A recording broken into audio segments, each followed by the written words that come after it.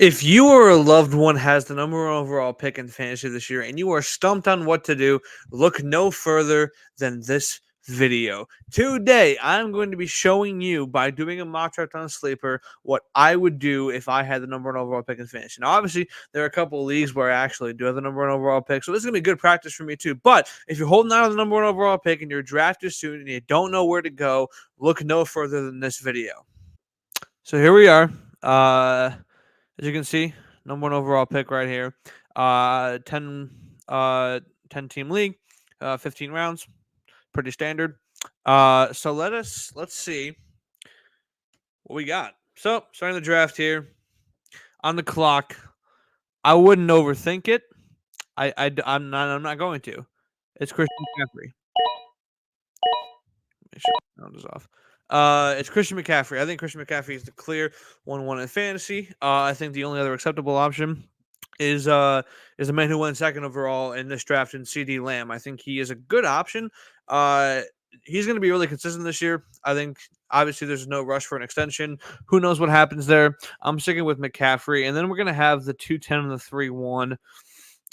Here I'm gonna pick up Drake London is interesting because of Kirk Cousins being there, but I'm gonna pick up Devon Achane. Going to be a fantastic fantasy running back this year. I got two running backs now, and then I'm gonna go Sam Laporta. I think Sam Laporta is worthy of being the first tight end off the board. He's a great receiving option. He is by far the number two, maybe even number one receiving threat in Detroit. I'm not a huge Amon-Ra St. Brown fan, so maybe he is the number one overall option there. I don't love Goff, but he's good enough to get the ball to Laporta. We saw that last year. And then at the 410, I'm going to take a Lamar Jackson. I'm going to pair him with my first receiver of the draft, and that's going to be Devonta Smith. Like him a bit more than DK Metcalf.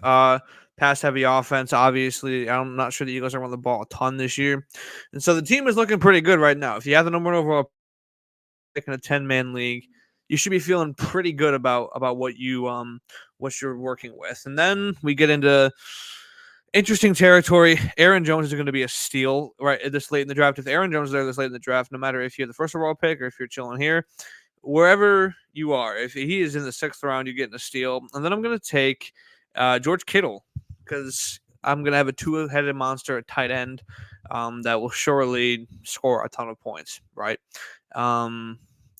And so we'll see where everybody else goes. Really wanted Jaden Reed. That sucks. We'll keep going. We'll keep going. We'll keep going. Okay. And then Hollywood Brown just got ruled out. That's important to know. I'm going to take Rashee Rice. And then it becomes tough because I already have two tight ends.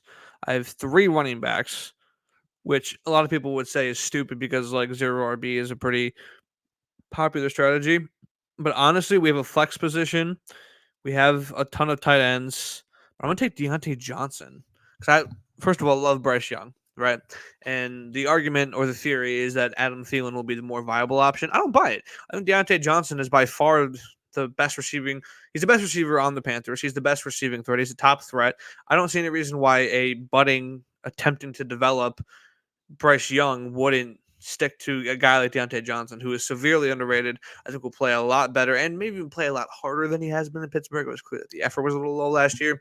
But if he's going to be happy in Carolina, maybe he won't be. But if he is, then that's going to be okay. Caleb Williams is still at this point in the draft. Two great quarterbacks on this team. And then I'm going to take Keon Coleman, who I think is probably going to end up being the wide receiver one in Buffalo very, very soon. I'm not even sure it's going to take a week for him to be the number one option in Buffalo, receiving wise. Him or Kincaid, and as I don't know, and as Josh Allen loves his deep ball, Keon Coleman I think is a good option for those deep threats, and so I think that those two are going to connect really well, and we know he's talented. Got to take my boy Romeo Dobbs, and then we're going to take Adonai Mitchell, another just fantastic receiving option from this rookie class. Him and Keon Coleman, I think both going to have great rookie seasons. I think Adonai Mitchell, I think he could be the number one receiving option by the end of the season, if not way earlier than that in Indianapolis. I don't love Michael Porter Jr. That's not his name. What is his name? I don't love the other Michael Pittman Jr. Sorry. And then obviously kicker defense.